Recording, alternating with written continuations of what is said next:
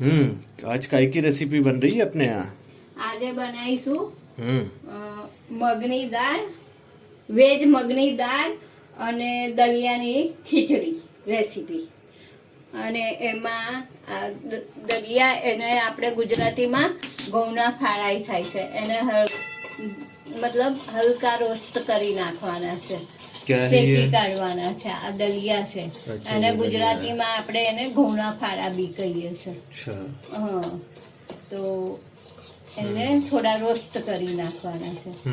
હવે મગની દાળ અને આ દલિયા ઘઉંના ફાળાની ખીચડી બનાવવા માટે આપણે ये वेजिटेबल्स लीधा है. बाप रे, इतनी बड़ी थाली में क्या क्या काट के वेजिटेबल्स इतनी बड़ी थाली में रखा है, जो टमाटो, दूधी, गोभी, दूधी वो है क्या है, लौकी, कोबी, રીંગણ, ડુંગળી, શિમલા મિર્ચ, પછી આદુ, લસણ, હરી મિર્ચી અને ટામેટા.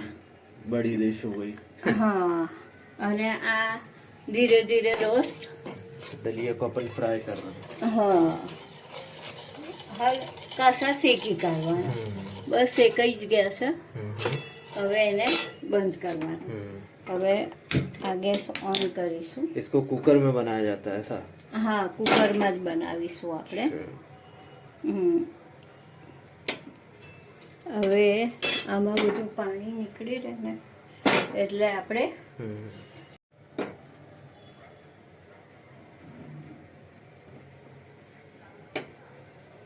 હજુ આ બધા જ વેજીટેબલ્સ છે, એ વેજીટેબલ્સ નાખી અને આપણે ખીચડી બનાવીશું એની મગની દાળ. અને આ 1 કલાક માટે મેં આ મગની દાળ પલાળીને રાખી હતી, તો એમાંથી આ જે પાણી છે ને એ કાઢી નાખ. આમાં 2 ચમચા તેલ નાખીશું. હવે તેલ ગરમ થાય ને પછી એમાં अपना दलिया पक गया, वो फ्राई हो गया. हाँ, रोस्ट થઈ ચૂક્યા. अच्छा, क्या बात है. હવે આમાં નાખીશું રાઈ. सबसे पहले राई. ठीक है. રાઈ કટર થઈ રહી છે, પછી એમાં નાખીશું જીરું. हाँ, ठीक है. પછી આમાં प्याज, सबसे पहले डूंगरी. तो ऐसा लगता है महाथाली बनी हुई हो. ડુંગળીને થોડી ડુંગળી સતળાય એટલે सॉरी दोस्तों. શિમલા મિર્ચ નાખીશું, તમાલપત્ર નાખીશું. शिमला मिर्च. હા, પછી આ કોબી નાખીશું. पत्ता गोभी. કોબીને થોડું સતળાવા દઈશું. આ છે ને જે બીમાર હોય એના માટે બી સિમ્પલ મગની દાળ ને એ કરી શકાય. વેજીટેબલ્સ એવું કોઈ જરૂરી નહીં, તેલ નાખીને એમને બી થઈ શકે. એટલે આ एकदम हेल्दी હોય છે. ये बंगाली इतनी सारी सब्जियां डालेंगे तो इसमें प्रोटीन विटामिन बहुत है. हाँ, दूधी ये डाल दिया आपने, लौकी, कटी हुई लौकी. हाँ, ठीक है. ये डाल दिया आपने कटी हुई लौकी. આ બધું થોડું તમાલપત્ર બી નાખી દીધું છે.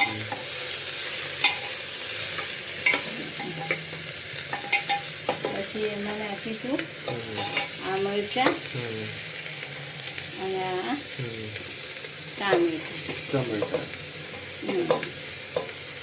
क्या बात है. एकदम वेज. सारे इंग्रेडिएंट्स डाल चुके हैं.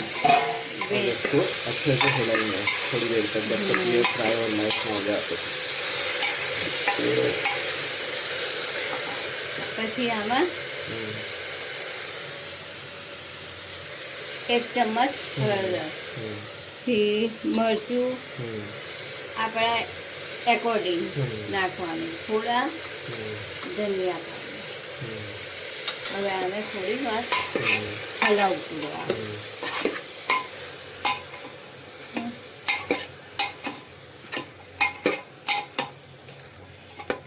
દેખો આવી રીતના આમાં હલાવી દઈએ ને તો અંદર શાકભાજી તો ચડી જ જાય છે. પછી આ મગની દાળ છે ને, મગની देन इसके बाद मूंग की दाल डाल लेंगे. આ મગની દાળ મેં મગની દાળ 1 કપ લીધી હતી અને અડધો કપ આ ઘઉંના ફાળા દલિયા લીયા હતા. હવે આ મગની દાળ નાખી દો. બરાબર, ठीक है. મગની દાળ બધી જ નાખી દઈશું.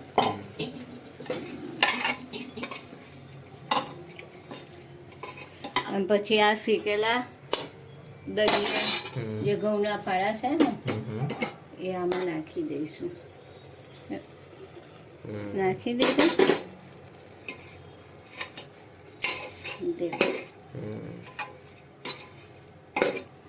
હવે સ્વાદ અનુસાર મીઠું, नमक.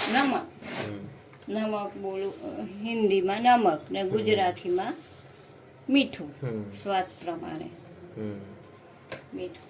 બરાબર, આમ થોડું એ થવા દઈશું અને પછી નાખવાનું છે થોડો ગરમ મસાલો. જો બીમાર વ્યક્તિ માટે તો એકદમ સાદા બનાવો તો આટલા મતલબ નાખવાની જરૂર નથી. એમાં તો હળદર મીઠું નાખીને સિમ્પલ બનાવીએ છીએ. પણ આ તો જો સ્વસ્થ ખાતા હોય ને એના માટે થોડા મસાલા નાખો તો સ્વાદ ફૂલ. પણ આ બીમાર વ્યક્તિ માટે બી બહુ જ હેલ્ધી છે. અને જો એનિમિયા પેશન્ટ હોય તો એના માટે તો એકલા ઘઉંના ફાળાની આવી રીતના ખીચડી બનાવીને ખાવ ને તો બ્લડ બી એકદમ ઝડપથી વધી જાય છે. ओके. એટલે એકદમ पेशेंट्स लोगों healthy के लिए છે. भी बहुत अच्छा रहता है. હા. तो इसको कितनी देर तक रखना पड़ेगा अपने को? અને 3-4 વિસલ થવા દેવી પડશે. હવે આટલું ભરીને પાણી નાખી દઉં છું. હવે તમારે જે પ્રમાણે ખાવા હોય, ઢીલા ખાવા હોય કાં તો થોડા ટાઈટ ખાવા હોય તો એ પ્રમાણે પાણી નાખો. અને આમે શાકભાજી હોય ને દૂધીને એ પોતાનું પાણી છોડતું જ હોય એટલે થોડું પાણી સંભાળીને, અને એમ લાગે કે આ થોડા ટાઈટ છે તો એમાં ઉપરથી થોડું પાણી રાખી અને એને ચડવી નાખવાના હતા. હવે આ કુકર લગાવી દઈશ. रंग बहुत प्यारा आ रहा है इसका. હા, હવે આ કુકર લગાવી દઈશ. હવે 3-4 વિસલ થાય ને ત્યાં સુધી એને ચડવા દેવાના છે. ठीक है, तो इंतजार करना पड़ेगा. देन फिर हम आपको बताते हैं कि कैसे हमारी बनता है आज का दलिया. ठीक है. अब उसको अच्छा, इसका प्रेशर खत्म हो गया है ना? हाँ, तो मैंने ढक्कन भाप आ रहा हटा है दिया. कैमरे पे. अभी ये थोड़ा धनिया ऊपर से डाल दिया है और इसको ऐसे हिला दीजिए. देखो बहुत अच्छा रंग आया है दलिया का.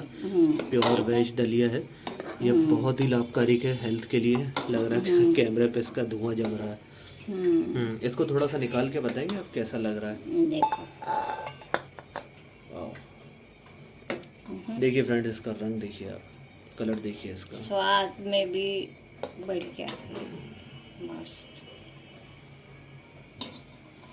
देखिए, ये देखिए फ्रेंड, उसमें एमा घी नाखी. इसमें थोड़ा सा अगर आप घी डालेंगे तो फिर इसके साथ खाएंगे तो आपको बहुत टेस्टी लगेगा ये.